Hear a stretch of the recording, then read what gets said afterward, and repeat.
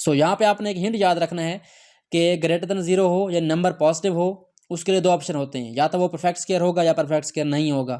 अगर perfect square होगा तो रूट्स रैशनल होंगे, अगर परफेक्ट स्क्वायर नहीं होगा तो रूट्स क्या होंगे, रैशनल होंगे।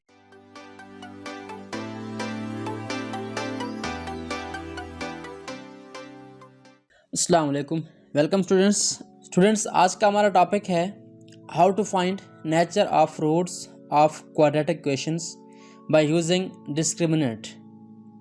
कि हमारे पास जो क्वाड्रेटिक इक्वेशंस होती हैं उनका हमने रूट्स की जो नेचर है कि किस टाइप के रूट्स हैं हमारे पास, उनकी नेचर कैसे फाइंड करनी है with the help of discriminant. तो सबसे पहले तो हमें पता होना चाहिए कि क्वाड्रेटिक इक्वेशन क्या होती है। आपको स्क्रीन पर जो नज़र आ रही है सेंटर में, ये हमारे पास क्या है, एक इक्वेशन है अलजबरा की, और इसको हम क्या कहते हैं, क्वाड्रेटिक इक्वेशन कहते हैं, क्योंकि इसमें जो वेरिएबल है एक्स, उसकी हाईएस्ट पावर क्या है हमारे पास 2 है। तो ऐसी इक्वेशन जिसमें वेरिएबल की हाईएस्ट पावर 2 हो उसको हम क्या कहते हैं, क्वाड्रेटिक इक्वेशन कहते हैं।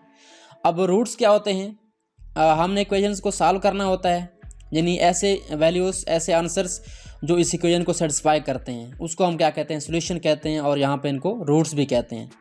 अब है नेचर ऑफ रूट्स। नेचर आप जानते हैं कि किस किस्म के हैं, कौन सी फितरत है उनकी, किस टाइप के हैं। क्वाड्रेटिक इक्वेशन के अंदर रूट्स की डिफरेंट टाइप्स होती हैं। चलें सबसे पहले हम क्या देखते हैं, वो रूल देखते हैं और टाइप्स देखते हैं कि हमारे पास कितने टाइप के रूट्स हो सकते हैं।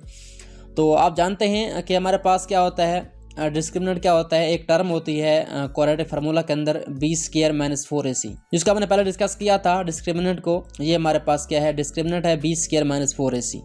ये हमने लिया है फार्मूला से, जिसको हम कहते हैं क्वाड्रेटिक फार्मूला। क्योंकि अगर आप यहाँ पे देखें, जब हम सोल्यूशन फाइंड करते हैं इक्वेशन का, तो ये वाली चीज़ जो है मेन हमारे पास इंपॉर्टेंट है कि अगर इस स्क्वायर रूट के अंदर जो नंबर है वो 0 आ जाए तो रूट हमारे पास जो है इक्वल हो जाएंगे, यानी दो रूट्स नहीं होंगे, रूट एक ही होगा। अगर नेगेटिव नंबर आ जाए तो हमारे पास वो कम्प्लेक्स बन जाएगा। अगर यहाँ पे जो नंबर है वो परफेक्ट स्क्वायर हो तो हमारे पास ये स्क्वायर रूट हल हो जाएगा, उसका एक सिंपल आंसर आ जाएगा। अगर परफेक्ट स्क्वायर ना हो तो हमारे पास इसका जो है सिंपल आंसर नहीं आता, हम इसी फॉर्म में राइट करते हैं। रूल हमारे पास बिल्कुल सिंपल है कि हमने सबसे पहले इक्वेशन का जो डिस्क्रिमिनेंट है वो फाइंड करना है b² - 4ac।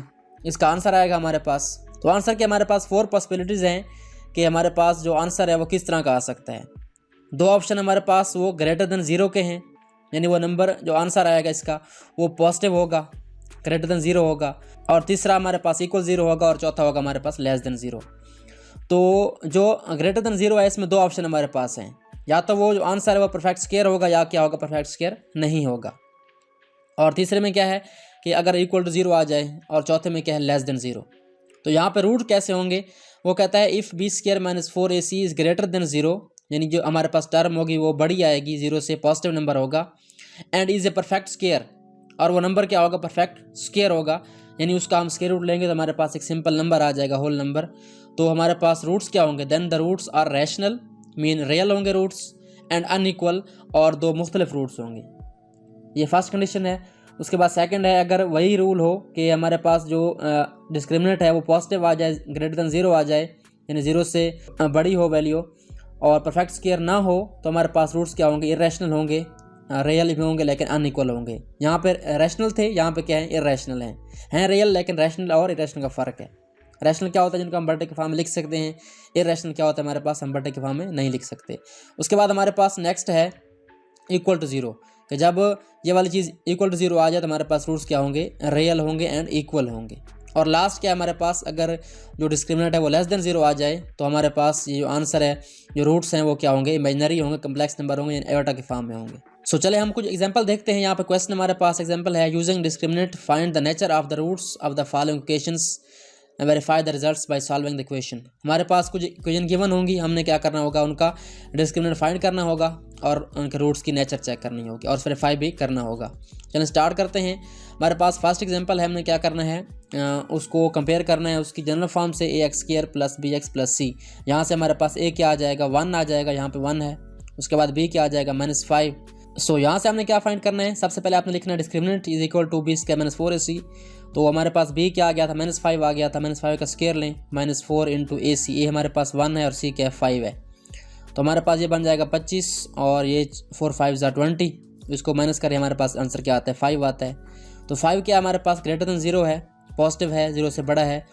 But perfect square नहीं है। 5 का अगर आप स्क्वायर रूट लें तो हमारे पास आंसर जो है होल नंबर नहीं आता। तो वो कहता है as the discriminant is positive and is not perfect square therefore the roots are irrational and unequal. Roots हमारे पास 2 होंगे बट क्या होंगे, इरेशनल होंगे। इस तरह हमारे पास सेकंड ऑप्शन है, इसको आप वेरीफाई भी कर सकते हैं बाई क्वाड्रेटिक फार्मूला। अगर इसको वेरीफाई करें, हल करें तो हमारे पास रूट्स क्या आते हैं, ये आपके पास रूट्स आ चुके हैं 5 ± √5/2। तो ये हमारे पास 2 रूट्स हैं और इरेशनल रूट हैं। उसके बाद हमारे पास सेकंड इक्वेशन है, इसको हमने सॉल्व किया, हमारे पास क्या आता है -7 आता है जो कि लेस देन 0 है। तो ये हमारे पास नेगेटिव आ गया।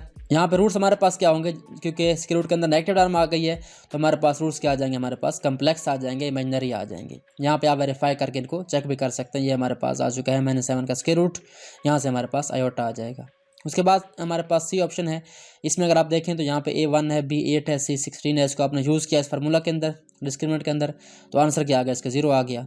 जब ये 0 आ गया तो रूट्स क्या होंगे हमारे पास, वो इक्वल होंगे, यानी एक ही रूट होगा, 2 रूट्स अलग अलग नहीं होंगे।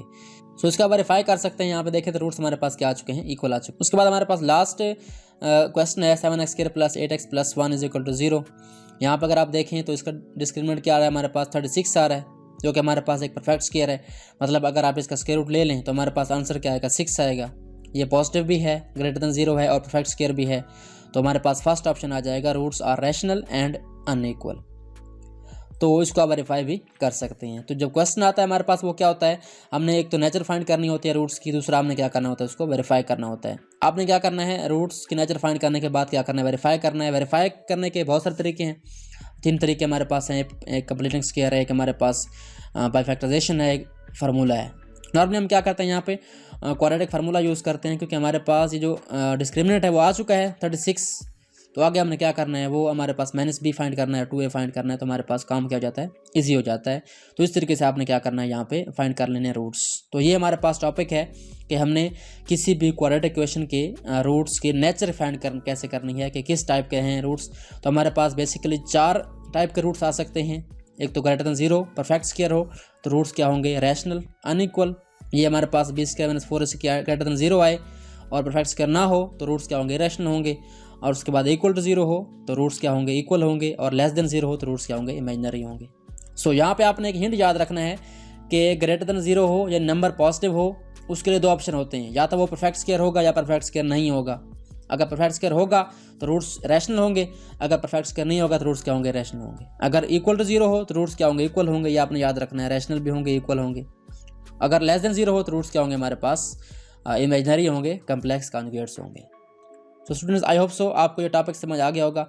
इसमें से अक्सर जो है शॉर्ट क्वेश्चन आ जाता है क्लास 10 मैथमेटिक्स के बोर्ड के पेपर में, तो ये बहुत अहम टॉपिक है। आई होप सो आपको समझ आ चुका होगा। अगर आपने अभी तक मेरे चैनल को सब्सक्राइब नहीं किया, पेज को फॉलो नहीं किया, तो काइंडली मेरे चैनल को सब्सक्राइब करें और पेज को फॉलो करें। Thanks for watching and don't forget to subscribe my channel.